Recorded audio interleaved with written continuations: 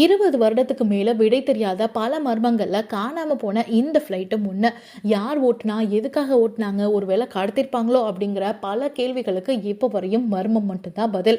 அமெரிக்க ஏர்லைன்ஸுக்கு சொந்தமான போயிங் 727-223 ரக விமானம் தான் அது. ஆப்பிரிக்க விமான நிலையத்தில் ரிப்பேருக்காக பல மாதங்களா நிறுத்தி வைக்கப்பட்டு ரிப்பேர் எல்லாம் முடிஞ்சு கடைசியா பெயிண்டிங் ஒர்க் மட்டும்தான் மிச்சம் இருந்தது. திடீர்னு ரன்வேல ஸ்டார்ட் ஆனதும் எல்லாருக்குமே பெரிய ஷாக்.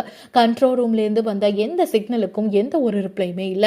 தடுக்க முயற்சி செஞ்சும் அதுவும் தோல்விதான். வயர்லெஸ் மூலமா தொடர்பு கொண்டப்போ ஃபிளைட்ல இருந்து எந்த ஒரு ரிப்ளையுமே கிடைக்கல. அட்லாண்டிக் கடலுக்கு மேல பறந்துட்டு இருக்க மாதிரி ரேடார் காட்ட 14 நிமிடங்களுக்கு அப்புறமா அதுவும் காணாம போனுச்சு.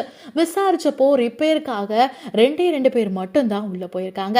பராமரிப்பு பணி செய்யறதுக்காக ஒரு விமான இன்ஜினியரும் ஒரு மெக்கானிக்கும் உள்ள இருந்திருக்காங்க. அப்படியே அவங்க தான் ஓட்டியிருப்பாங்க அப்படின்னு பார்த்தாலும் இன்ஜினியருக்கு மட்டும்தான் ஓட்ட தெரியும், மெக்கானிக்கு ஓட்ட தெரியாது.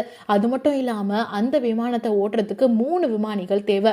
2 பேர் மட்டும் எப்படி சக்சஸ்ஃபுல்லா டேக் ஆஃப் பண்ணாங்க அப்படிங்கிற ஒரு கேள்வியும் வந்தது. சரி, அவங்க வீட்டை போய் பார்க்கலாம் அப்படின்னா அந்த பெண்ணுடைய வீட்டுக்கு போய் செக் பண்ணப்போ அங்கேயும் அவங்க எந்த ஒரு ரிப்ளையுமே கொடுக்கல. பல மாதங்களா அந்த பெண் எந்த ஒரு போனுமே பண்ணல. அந்த விமானம் இப்போ வரையும் எங்க போனுச்சு அப்படிங்கறத யாராலையுமே கண்டுபிடிக்க முடியல. நீங்க என்ன நினைக்கிறீங்க? அந்த ஃபிளைட் காணாம தான் போயிருக்குமா, இல்ல கடல்ல விழுந்திருக்குமா, இல்ல கடத்திட்டு தான் போயிருப்பாங்களா?